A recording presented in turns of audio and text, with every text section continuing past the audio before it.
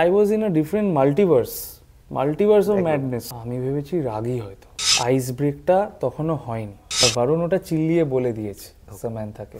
কবির সিং দিয়ে মুম্বাইয়ের মহাসাগরে পাড়ি, কবির সিং টু সিটাডেল হানিবানি। বুঝতেই পারছেন কার কথা হচ্ছে, বাংলার জনপ্রিয় অভিনেতা সোহম মজুমদার। নমস্কার ডিজিটালে। এই কমেন্টস এবার আসবে এটা কে?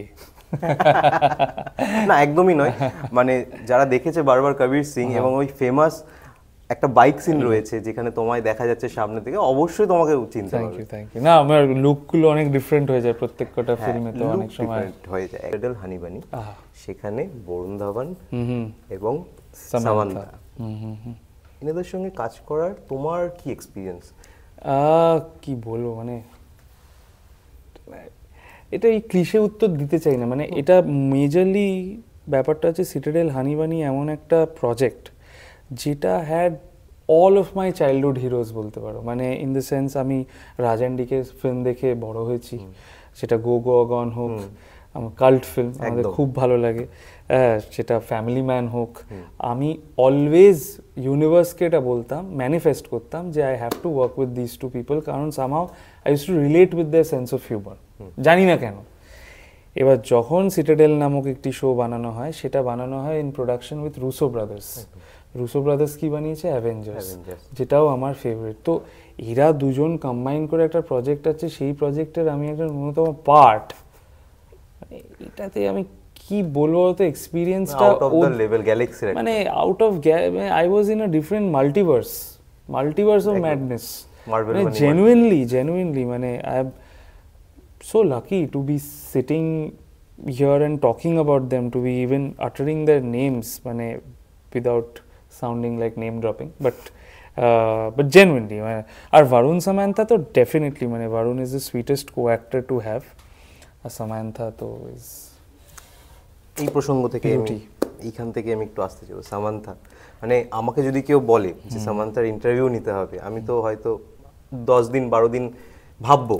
তো বেসিক্যালি বিষয়টা হয়েছিল সামান্থার সাথে না, প্রথমে she use to stay a little aloof, তো আমি ভেবেছি রাগী হয়তো, ওকে, আইস ব্রেকটা তখনও হয়নি। হঠাৎ করে সার্বিয়ায় আমরা যখন শ্যুট করছি, তখন একদিন কোনো একটা কারণে, সেই কারণটা আর এইখানে বলা যাবে না, আইস ব্রেকটা হয়। সেটা কোনো না কোনো মানে ভাবেই একটা বার্থডে কেক কাটার সময় আমি বলেছি আরে আবার ও আসলেও তো রেগে যাবে অ্যান্ড এভরিথিং, তো আমি তখন বললাম যে, আর ভারুন ওটা চিল্লিয়ে বলে দিয়েছে সামান্থাকে যে দেখ সোহম বলছে তুই নাকি রেগে যাবে, and that broke the ice between us. আর এখন জেনুইনলি যেটা আমার মনে হয়, that I am a well-wisher of hers and she has genuinely championed me wherever she got the opportunity to. তো এইরকম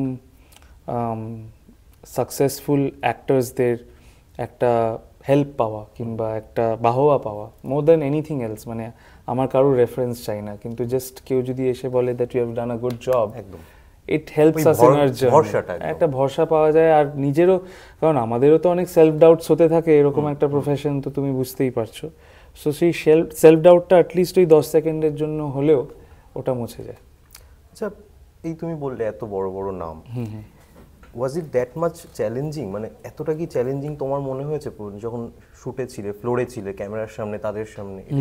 চ্যালেঞ্জিং খুব? এটা শুধু আমি জেনুইনলি বলবো, I know it may sound pompous, but আমি আমার প্রথম ফিল্ম করি কৌশিক গাঙ্গুলির সাথে as a Bengali film call Drishtikone, যেখানে আমাকে অভিনয় করতে হয়েছিল প্রসেনজিৎ স্যারের সাথে, ঋতুপর্ণা ম্যামের সাথে, চুন্নি গাঙ্গুলি ম্যামের সাথে, এদের সাথে। আর সেকেন্ড ফিল্মই করি কবির সিং। এই দুটো ফিল্মে আমি একটু নার্ভাস ছিলাম, কারণ I am just stepping in to the ফোরে, একটা এরকম বড় মানুষজনের সাথে অভিনয় করার সুযোগ পাওয়া। বাট তারপরে আমি নার্ভাস ক্যারেক্টার নিয়েছিলাম, কার সাথে অভিনয় করছি সেটা নিয়ে অতটা ছিলাম না। আবার হয়তো অমিত স্যারের সাথে যদি কোনোদিনও চান্স পাই অভিনয় করা, অমিতাভ বচ্চন স্যারের সাথে, তাহলে আবার নার্ভাস হয়তো হব। কিন্তু তাছাড়া in fact even while we were working with KK sir on this project, I am the biggest fan, but আমার নার্ভাস লাগেনি, কিন্তু জেনুইনলি বলছি, I was just learning whatever he said. যেরকম আমাদের খুব ছোট্ট একটা কথা শিখিয়ে দিল যে অলওয়েজ প্রোনাউন্স ইয়োর কনসোনেন্টস, এই ছোট জিনিসগুলো শেখা, বা শাহেদের থেকে তুই ভুরু অনেকটা কুচকে থাকিস, এটা সারাক্ষণ কুচকে থাকিস না, এই ছোট ছোট জিনিসগুলো, ডিটেলসগুলো আমি তুলে নিতাম, and hopefully it will help me in the future. একদমই তাই, মানে ছোট ছোট জিনিস থেকে আমাদের অনেক কিছু বড় শিক্ষা দেয়। আর এটা অনেকটা, হ্যাঁ মানে এটা না, আমরা এই ছোট ছোট জিনিসগুলোই আলটিমেটলি ম্যাটার করে। একদম। এই যে আমি ম্যাটার বলতে পারছি, ম্যাটার বলছি না, আমার টিজগুলো খেয়ে যাচ্ছে না, এটা কোথাও গিয়ে তো ডেফিনেটলি আমি আমার শিক্ষাকেও একটু ক্রেডিট দেবো, আর কে স্যার এটা যে ঢুকিয়ে দিল মাথায় যে প্রোনাউন্স ইওর কনসোনেন্টস, সেটাকেও ক্রেডিট দেবো।